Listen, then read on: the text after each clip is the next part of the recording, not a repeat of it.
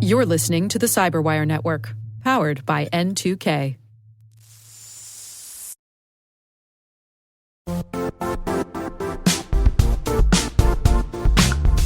The IT world used to be simpler.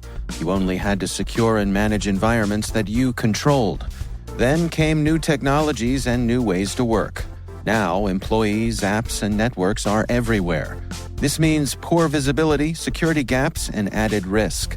That's why Cloudflare created the first-ever connectivity cloud. Visit cloudflare.com to protect your business everywhere you do business.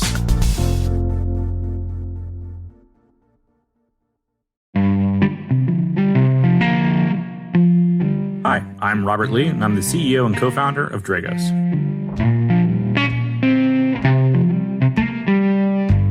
My earliest memories weren't related to security or computers at all. My mother and father were both enlisted Air Force folks, and they ended up retiring after 25 years of service each. And my earliest memories were around planes and Air Force, and man, I want to be like my dad.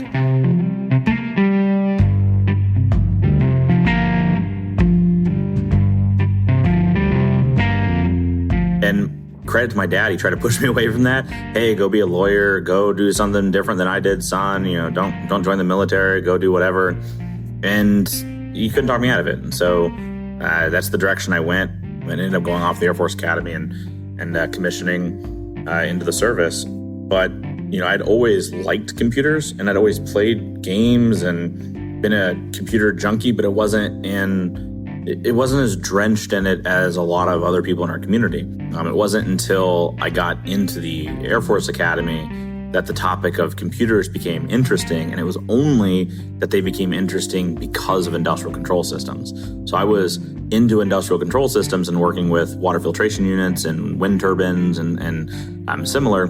Heck, even getting from the Air Force Academy perspective, getting access to control systems that were on planes that were being developed like the F-22 and, seeing the engine work and like the engineering of it, that was my draw before computers or computer security ever was.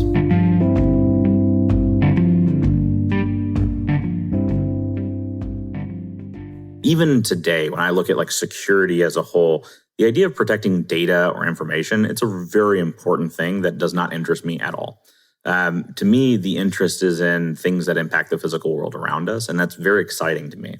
And so I joined an organization called Engineers Without Borders and ended up going to Cameroon and doing humanitarian work there. And it was in building water filtration units and wind turbines to store electricity and car batteries to provide lights for folks so they could continue to work into the evening and be more productive.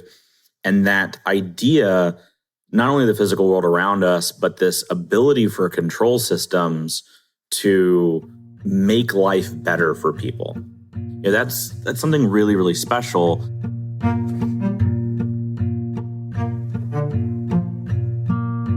We try to focus on identifying what people are doing bad and helping people understand how to defend against that, while also thinking of the art of the possible so that we can get ahead of the challenge.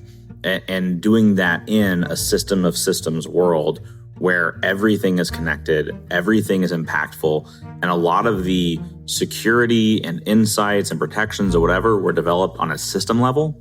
But the moment you start deploying things in a systems of systems context, like we do in industrial control systems, all that goes out the window.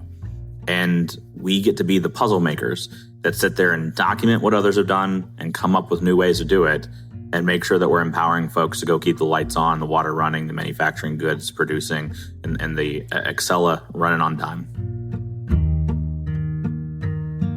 I tend to believe that anybody can do anything, and I don't think you have to do one path, but I do like the idea of bringing something to the table to get started.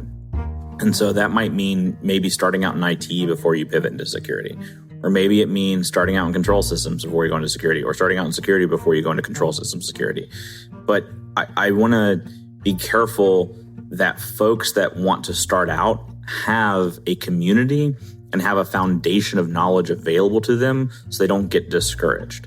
Find something that drives you from a passion perspective. Maybe it's network security, maybe it's memory security, maybe it's the physical process of electric transmission.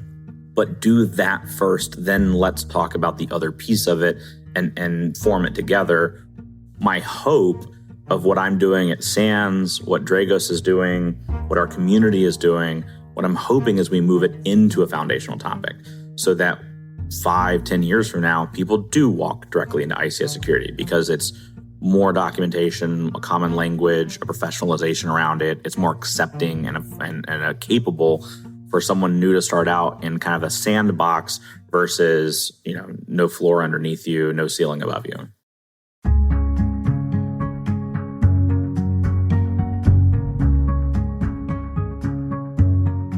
I think a lot about my son, and I want my son to grow up in a community that has safe and reliable electric power and water and transportation and similar.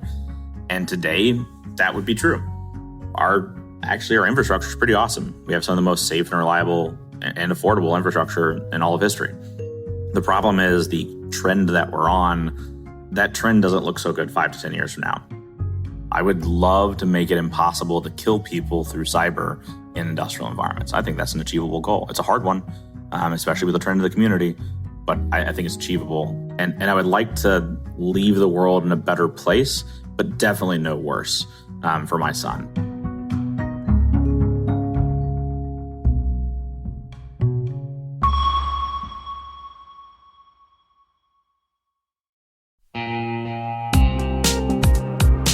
This September 18th and 19th in Denver, a tight community of leading experts is gathering to tackle the toughest cybersecurity challenges we face.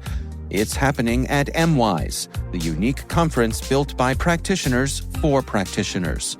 Brought to you by Mandiant, now part of Google Cloud, MWise features one-to-one access with industry experts and fresh insights into the topics that matter most, right now, to frontline practitioners. Register early and save at mwise.io/cyberwire. That's mwise.io/cyberwire.